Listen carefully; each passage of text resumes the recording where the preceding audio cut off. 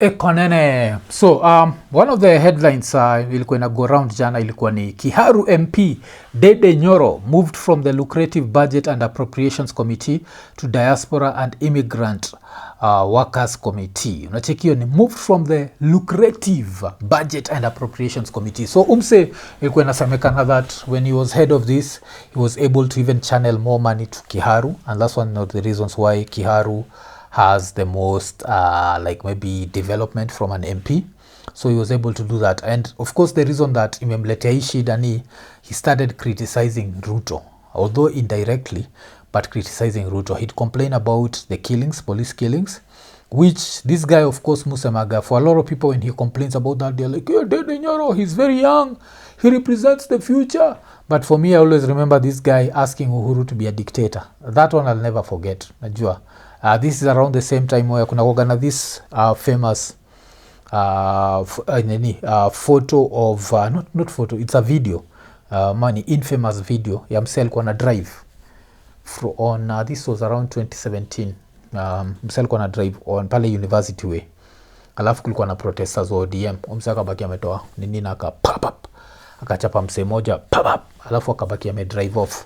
And around the same time, this guy was asking Uhuru to be a benevolent dictator. So all of a sudden, he's not become a leader who criticizes government excesses. The only reason why right now he criticizes that is because he's on the other side. And he's not on the other side by choice. It's Gachagua moved out. And after Gachagua moved out, the president lost the mountain. And now since the president has lost the mountain, this guy, of course, anaweza haku vote for Gachagua's impeachment, but still, by that time, he'd never come out cleanly and told us what he stands for. So now he's been moved from that appropriations committee. And am I losing sleep over it personally? No. Do I think he's an exceptional leader? No. I think he represents the old system. The old system of, as long as I'm benefiting, ni hear no evil, speak no evil, whatever hiyo. Auoni chochote. Then another thing we'll find interesting ni on Tuesday pia kulikuwa na a cabinet meeting that will happen, na kwa hiyo cabinet meeting there were a lot of resolutions, but what stood out to me was cabinet approves recommendations from the presidential task force on religious organizations to safeguard the integrity of religious practice while curbing exploitation. Curbing exploitation. Is this possible? Because and why is this guy doing this? Is it because the church in quotes has criticized him, and as much as he still uses it, he still has a problem with it? Because I don't think he cares about Hindus. I don't think I care about that. Kwa hizi signs, kuna sign ya Christianity, kuna sign ya Islam, I think kuna sign ya Hindu, alafu ingine ni nini ya Hebrews, alafu okay, kuna hizi signs zote, but I think his main focus ni Christianity, because Christianity is where imekuwa very hard to separate the church and the state. Like these preachers have been really preaching, some have been given donations wakabaki wamerudisha because they are not happy with that. And so we are in this situation where we want to nini. And when I look at exploitation, I look at all these miracle workers. They are everywhere, and I don't think that's going to change. I think they are always going to be there performing their miracles and exploiting people. Otherwise, it needs to reach a situation where by unachikile kitu ili happen hii country inaitwa nini? This country is called what? Inanipotelea. Rwanda, where all these miracle workers had to be banned. I think that would make sense here. If you are to say that from now henceforth, if you can perform a miracle pale Uhuru Park, watu watembe, then you can perform a miracle place ingine. And with that in mind, we'd have experts like akina Prophet Owuor wanaenda pale, tunawambia ni aje, leo Prophet Owuor, unaona leo kuna daktari mmoja hapa hii floor hapa KNH, hapa ni wewe peke yako.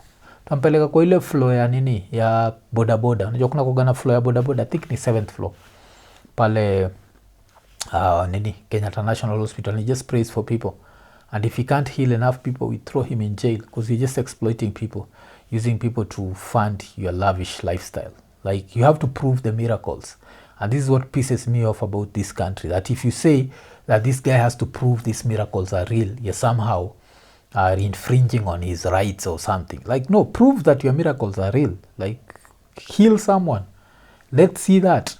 Not in a controlled environment, because that's what all the con men do. Heal them in an uncontrolled environment. You used to be a scientist. You have science degrees. You know that you have to prove everything that you say. So prove for us, like, prove to us that you can actually perform the miracles. So, yeah. Another interesting story inafuatilia ni kulikuwa na hii sex for work scandal. Court upholds the sacking of Ekatera ex-manager Robert Cheruiyot, who was the subject of BBC expose, and dismisses bid for reinstatement and 67.2 million compensation. Hii kifala kwa juji yake, kulikuwa na expose fulani ilikuwa BBC, I think it was a few years back. And the expose it used to show this guy and the way he used to take advantage of women.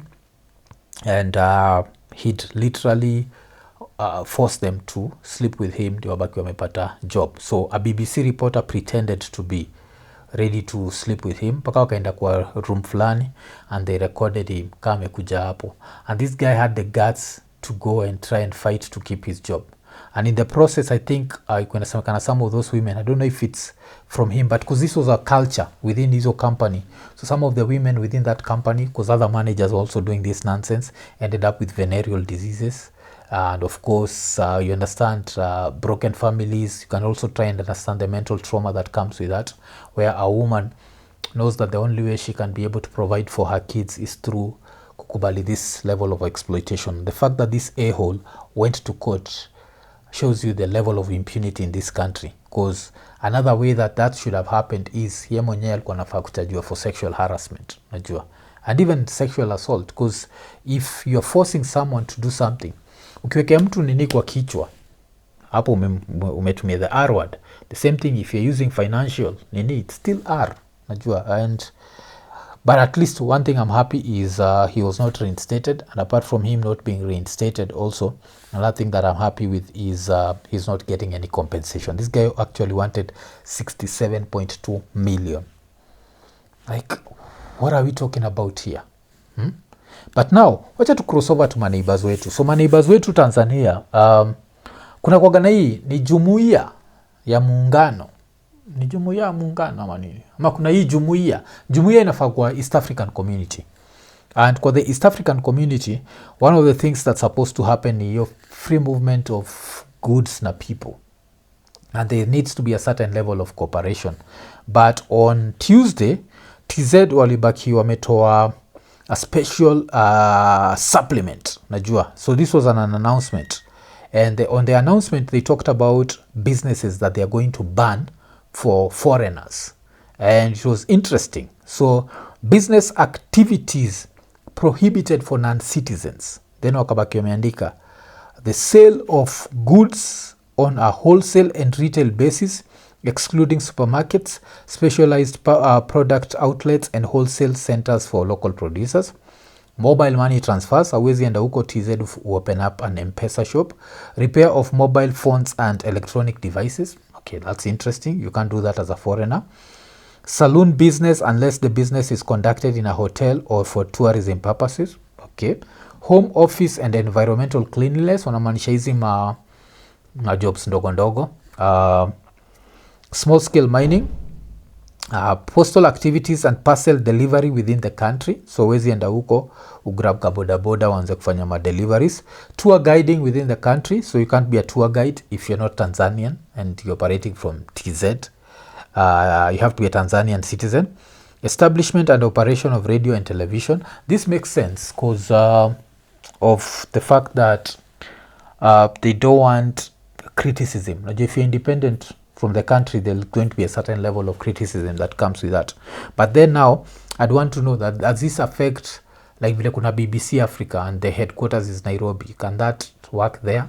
I don't know. Operation of museums or curio shops, brokerage or agency in businesses and real estate, clearing and forwarding services, on-farm crop purchasing operations, ownership or operation of gambling machines or devices except within casino premises, na pia ownership and operation of micro and small industries. So damn, so this is what TZ has decided. And when I saw this, I thought about it and I'm like, for a third world country to try and fight this level. I know inatokea as this thing that's it's good for Tanzania, but I also feel like, especially for the East Africa community, there needs to be a certain level of cooperation where sisi ukiendaga place ka Gikush, there's a lot of Tanzanians selling clothes and doing all that, and I think even there's a certain building hapa Uhuru Highway nishaionaga hizi Instagram videos ziliodanganyaga watu, so nishaionaga hapo kuna imedanganywa bila mafala najua kutengeza dread. Nikaenda hapo nikatengenezwa dread na msi fulani, I think ilikuwa Malawi. Couldn't do shit, but I didn't go there afterwards and feel like if a Kenyan had done the job it would have been different. I was just like, you know what, Instagram ilindanganya and that's okay. But so history at TZ, I don't know what they're trying to achieve, and I don't think even when they are saying this they are targeting other East African countries. It's mostly Kenya. Somehow hizi countries zinakuwaga na shida na sisi, and I think zinakuwaga na shida na sisi because of the fact that as Kenyans, yes, I have to be honest, tunakuwaga very arrogant. Alafu tunakuwaga the sort of people that if we enter a room there's no way you can like ignore us. Najua si tunaingiaga na zile za iko nene, tuko hapa iko nene. So kuna kuanga na that level of arrogance can somehow sometimes rub people the wrong way. So I guess that's the reason why. Yeah, okay. Talking of business, if there's one thing that I believe in is accountability, and I feel like kumekuwa na a certain level of enabling ile imekuwa ikihappen to one person here in Kenya that I feel it's sad. I always say that one of the best things that you can do to yourself in life is be accountable for your actions and admit when you've made mistakes. I've always been very clear. Na kuna kiclown fulani kwa Mwafrika ambia watu kwa nini ulitoka Ghetto Radio. Nakumbuka hicho kifala. Watu wengi wanajuaga what I normally say about Ghetto Radio. I quit. I quit because of I was very young and I was naive. So I thought that the fact that I was good at my job, I could get another job easily. And I also quit because I had not planned to quit. By the day nilienda nikaenda nimequit. And when I was leaving home in the morning, I had not quit. So there was that. But now, why am I talking about all this? I'm talking about all this because majuzi kuna vile Andrew Kibe alibaki amehost Khalif Kairo, and this guy was being asked about the things that he's gone through, and it was interesting to see that even after going through a jail sentence, this guy can never take accountability that the only reason why he went to jail is because he did not deliver cars. There was no haters, there was no special enemies, but now he's given all these platforms and he goes to all these platforms and he spews the same nonsense, and no one ever questions him and tells him like, dude, if you delivered the cars, there was no problem. I think kwa hip hop inakuanga ni don't start none, won't be none. What's so complicated with that? So wacha tumsikize. Kuna element ya number one, kuna element ya kugrow. You know, all companies when they grow very fast, the faster a company grows, the more money you need. That's something I didn't know, but nimekam kuelewa. Number two, kuna element ya sabotage. Of course, in Kenya, sometimes when you're doing very well, you make a lot of enemies, some that you don't even know. Na pia kuna na element ya tatu tunaweza sema nini? Basically pia economy itakuwa fit, so kuna projections zingine tunafanya you can do as a company or as a businessman, but bees aijipi venye inafaa kujipa. Ukiangalia ile effort unaweka, it becomes yani inakuwa shida. But the most critical one ni element ya sabotage. So without sabotage, you'd still have the 3 locations. Kibe, we are losing you again, my guy. Onachiki, the fact that Kibe even asked that, which sabotage? Like, it's simple. I give you $1 million shillings. I tell you, I want you to deliver a car. You deliver the car. It does not matter. Wacha niseme hivi. It does not matter if your nyokoa is sick. That's none of my business. You deliver the car.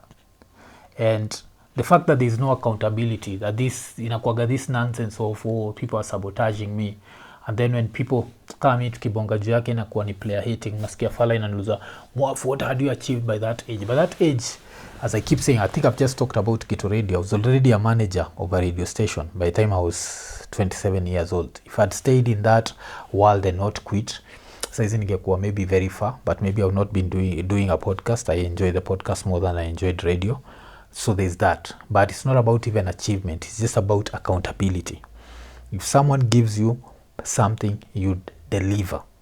It's not, you don't start blaming business and blaming what. And I say this as someone who, like, kama saizi sisi kama iko nini kuna kuagana vitu zile tunasikizana mtu ni aje kama iko nini we are going to do 1 2 3 things for you, and that's what we do.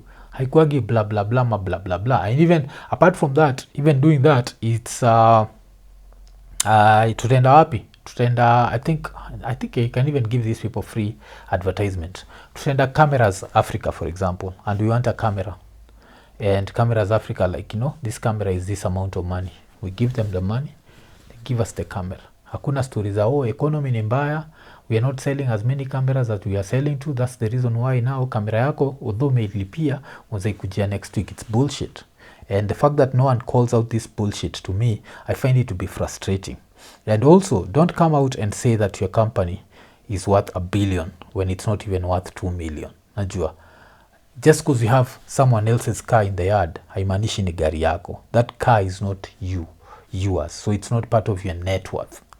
So this was that bullshit that I saw. But kama kawaida, when I talk about the non-accountability, this was the clip that ilinibamba sana, because the clip also ended up, najua, pushing blame to everyone. No, zero accountability. Let's blame the haters. Sindio?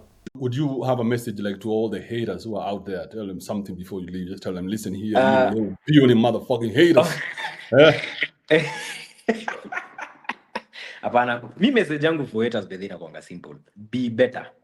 Don't hate. As in, bro, do you know Kibe? Let me tell you. Kibe umaiangalia hii dunia. Do you know this world has like 7 billion people? There's like so much shit you could do in this world. Unaweza decide kuwa farmer, unaweza decide kuwa content creator, unaweza amua kurudi shule, unaweza amua kuwa housewife. Out of all those options, you choose to be a hater. Like ni pettiness ingine mimi sijaelewa. Na mimi sinanga any hard feelings. Kwangi nimeblock mtu. So to the haters is like, keep hating. Sometimes it's the fuel I need. Just sometimes unaenda kulala unakumbuka, ai, tena nirudi sel wanichekelee uongo. Leo tunapiga 48 hour shift non-stop. So sometimes you need haters. Okay. So how do I look at haters? I always look at haters as imaginary enemies. Imaginary enemies, why? They're no person who is invested in your life to the level that they'll want you not to deliver a car so that they can enjoy you not succeeding. So it's simple, just deliver the fucking car. There's no one who hates you. You don't have imaginary, you don't have enemies. There's no sabotage. It's just deliver. There are a lot of companies out here that deal kwa hii biashara ya delivering cars. I think hata nafaa kutumia hii opportunity kushout out boy wangu. Kuna boy wangu fulani amekuwa kwa this business for now it's close to 20 years. Anajitaga Supreme Grim, and Supreme Grim still does this business. You can back you check out on Twitter. Nakuaga chini ya maji kabisa. But one of the things that I know about him is very very accountable, and he keeps you looped in every step of the way when he's importing a car for you. If you need to make payments direct to Japan, he does that. And now with the trust that we mwenyewe, when it's your time to pay him, utabaki umemlipa. But he guides you on everything. And he's been in this business for so long, and you've never had him trending. Kumbuka, because a lot of car dealers hapa Kenya wamekuwa kitrend, and the reason why they trend is they want to portray this fake lifestyle where they import a car for a client but they want the car to look like it's theirs. So wanabaki wamejipush na wamejiweka kwa a certain level of life that they are not in, and we end up with this whole scenario where now we are calling out haters and doing all that nonsense. So if you had to ask me what I felt about this, you feel kama Kibe was enabling this guy. Kibe not for 1 second did not making up accountable and ask him simple things like, unge deliver gari, would you have had all these problems? No, you wouldn't have had a single problem. Najua. and the reason why you had this problem is because you didn't deliver cars, and those people who didn't get cars even till today still don't have their cars. They're still seated somewhere. Mi mwenyewe nimekuwa nikijoke vile lately I've been really thinking about getting a car. I'm trying to imagine if someone was to take me through this bullshit, how angry I'd be. But you know, that's just me. And since I believe that people who get paid for cars should actually get their cars, I'm what's called a hater. So, okay. Kuna very interesting story nilicheki. Mi sasa tuende US kidogo. Ilikuwa ni nurse arrested for using a dead patient's debit card to buy snacks after the patient passed away. Then kanas kako hapo. Alafu Sneakers, the company, took advantage and afokandika, you're not you when you're hungry. I found that to be super funny. And of course, neza try to imagine how much such shit happens, especially in these private hospitals za Kenya. Zilonapataga, maybe there's like a strange person amekuja from a foreign country, alafu kitu ikam happen here, and now najua. So yeah, I don't know like like the amount of shit that happens in this country, I can just try to imagine, and it's just crazy. And talking of still of the US, kulikuwa na shooting fulani ili happen on a Monday night. Yes, na hii shooting ili happen by msi fulani itwa ni Tamura. And Tamura was what's called, he's like a black guy. I think he's half Japanese, half Nini. And the first time that the story happened, ilikuwa nini? The first time that the story happened, I think they suspected that it was a white guy. So ilibaki imeleta like a lot of controversy. But yeah, hiki kimse kilikuwa nini? Kilikuwa, I think wasan sama kisha try out for NFL and he did not succeed. And that's why hiyo building alifanya hii story pia ilikuwa pia the NFL building.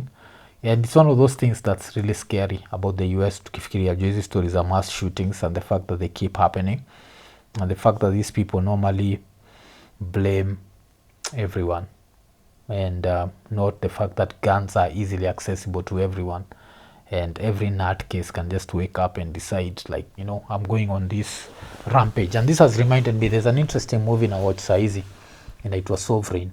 And by the time I'm shooting this, I've not actually finished watching the movie, but it's such a nice movie. It's about how someone can just in his head convince himself of some bullshit and just end up doing it. It's such a nice movie. Damn, your movie ni poa sana. Sijaimaliza, but the acting is exceptional. And apart from the acting, the acting is so good. And apart from the acting, another thing that I've loved about it is if you have a TV that has HDR, you're going to enjoy this movie. Damn! Hii movie the HDR is HDRing. It's a really good movie. But inakuonyesha hiyo story ya gun violence na pia story ya ideology. When people convince themselves of things and they start believing those things are true, they can become a danger to society. So that's a movie that I'd want you to look out for. And yes, if you can watch it back, you may watch. But I've really enjoyed. I think I'm like 1 hour deep. By the time I shoot it, I'm 1 hour deep into the movie. I've not finished it. And by the time I watch it, most probably I'll have finished it. Yes, because this is not the day that na plan kwenda kufanya kitu ingine yote, ni kuwatch tu hiyo. Alafu but nikimalizia, wacha ni go back to there's a video niko nimefanya jana, and on the video I was talking about the Kenyatta family na story ya expressway. So I found it to be super interesting because kuna msee fulani anajiita Kigen Keiko alikuwa ameandika, the Kenyatta family owns Mountain Hill, a company that owns 40% of China Road and Bridges Corporation, which was responsible for over 150 government projects valued at $48.9 billion in a period of 9 years, including the SGR and Lamu Port. Mountain Hill are part owners of the expressway. Then akabaki ameset hiyo kitu. Tunacheki madirectors, kuna Tang Ching Song, Peng Jianjin na Ling Changui. Okay, Changui. Alafu Jofis Obonyo Yogo secretary. Alafu Mountain Hill Investment ni shareholders, based whatever. The reason why I'm talking about this is after saying it was Kigen Koech abaki amepost hijo. Kuna mse aliamua cheki na ejo, na mse mwenyewe ni nani, anajiita Asamo. Alimwambia you are also a beneficiary of corruption. Alafu kacheki former Kemri boss David Koech jailed for corruption, pardoned by President Ruto. So I guess this is a classic case of don't throw stones if you live in a glass house. Yes, and yeah, that's it. Of course, the Kenyatta family imekuwa ikitrend, na imekuwa ikitrend juu ya hizo stories za expressway and how much they benefit from it, and how much we as a country have to end up paying for these debts. And I think it's very sad that for a lot of people, when you tell them that these debts don't disappear into thin air, but they're not paid for by magical money, like real people have to pay for these debts. And what pisses me off about these debts is they're normally inflated. And apart from inflation, unacheki, like in the Kenyatta situation where they don't even want to pay taxes for the amount, amount of money. And then we live in a country where we end up in a situation whereby now hawataki kulipa, and they're going to wiggle their way out of this. And then this money will never be, what's it called? The money will never be recovered. Like unless we move away from the Kenyatta type presidency, which is also the, what is it called? The Ruto type presidency, where presidents work with the government. Unless we move away from that, then we have a problem. And yes, so this is the situation that we have, where a president basically owns Uhuru in the expressway, and we have to keep paying for this expressway. And somehow people believe that this guy he means good for the country, and that's why we need to give one of his cronies the presidency. I don't know. I don't even know these things. But yeah, we're still the country of non-accountability. I remember majuzi nilikuwa nateta juu ya Ruto spending 7 million on a jacket, and a very wise Kenyan told me, stop pocket watching. Eko nene.